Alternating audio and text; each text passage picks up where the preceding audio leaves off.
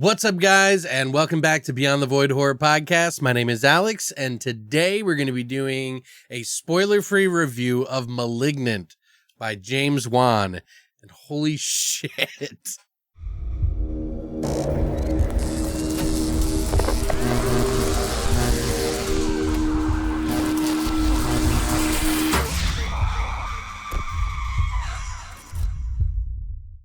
So I saw the trailer for this some time ago, and I was like, it might be good. We'll see what it's like. I had no idea from the trailer what this movie was going to be about. Like, none.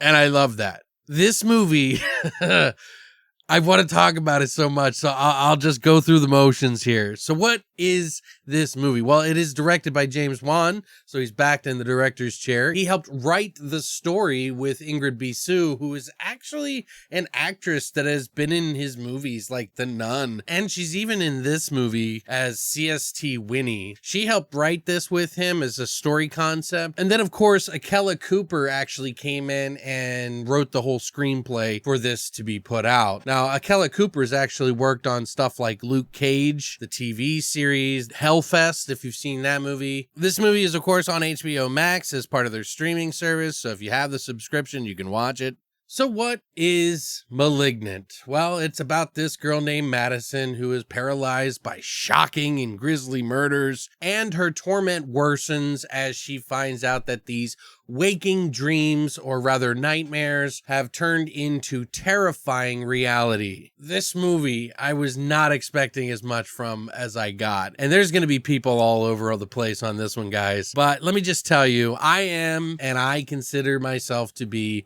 a pretty open individual to movies that are in the so bad it's good variety. And there is things that happen in this movie that are just fucking so bad. It's so good. It's weird because there's so many different things in this movie that James Wan throws at you. First of all, when I first started watching this movie, instantly I started thinking of 90s, like movies from the 90s, which of course this movie originates in 1993 and then goes into the future, but it is so 90s and so on the nose with some of the camera work, as well as some of the lines, as well as some of the scoring and everything that they put in this movie. It just feels like you're watching almost like Darkman come to life in some weird, fantastical way. That is almost like I don't know, it feels kind of Raimi-ish in some ways, while also still being James Wan through and through. Now, this isn't a movie that is anything like he's ever done before. This is not a Conjuring movie, so it is not going to be like that. In the trailer, you get little moments of sort of a Lights Out movie, which he also produced. And they kind of play with you in this movie, make you think that you know what this movie is going to be right in the beginning, and you don't. There are some people saying, oh, I guessed it from the start.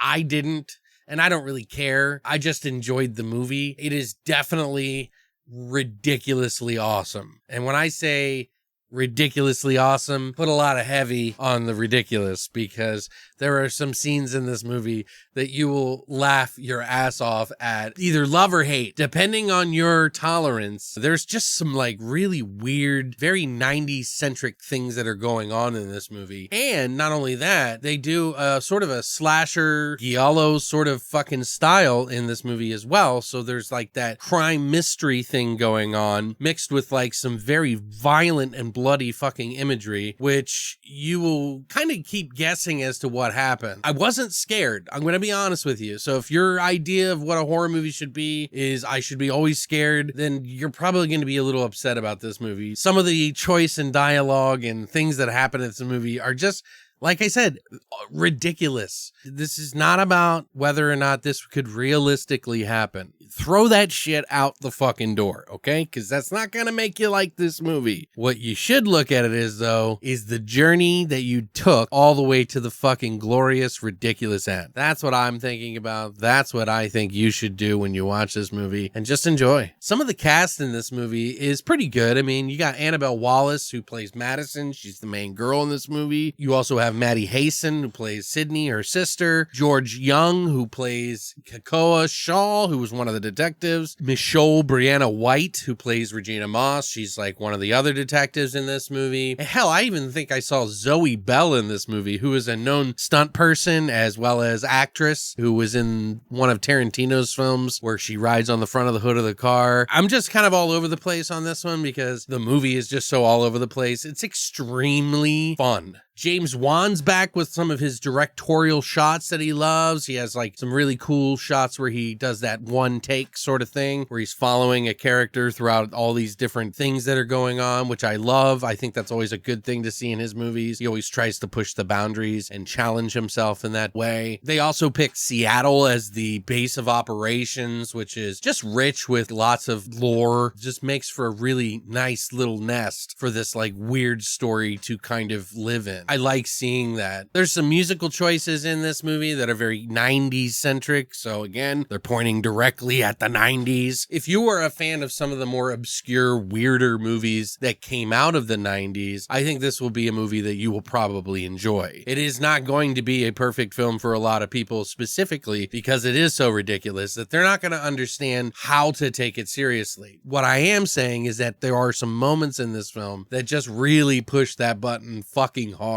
But I cackled like a fucking movie watching idiot while I watched these scenes unfold. There are at least 2 or 3 of these moments throughout the film that are just highly enjoyable and extremely ridiculous, but fun nonetheless. So now, this isn't going to be Hereditary levels of awesome. This movie has a sense of humor. And I think James Wan wanted to have that sort of air about it to just have fun. He's doing whatever the hell he wants and makes for some really different cinema. I've never seen a movie that is quite like this. So many different types of styles, so many different directors that I think we're all fond of that you'll pick up in this movie, and then do something so different and obscenely ridiculous that you'll enjoy it is a feat nonetheless. I think you should see this movie. You're going to have people all over the place on the map on this one as far as whether they like it or not. There's going to be people that will tell you this is the most ridiculous fucking movie I have ever seen. Guaranteed. You're going to hear it from somebody. But for those of you that get this type of work, I think you're really going to enjoy it. I am struggling with a score here myself. I know that it's an 8 because regardless of how well it performed in reality, it still tantalized my little fun button, which sounds disgusting, and I'm sorry I said that in my review. Too bad Alex edited in. I'm sorry. Anyway, man, I just get excited about movies like this because it doesn't give a fuck about the mainstream and it doesn't give a fuck what you think. It just is. And we should embrace movies like this a little bit more, I think, because a lot of these films take themselves a little too serious. You know, this movie is serious in some regards, but it's also kind of like just for the fun. And I really liked it because it's really fucking bloody.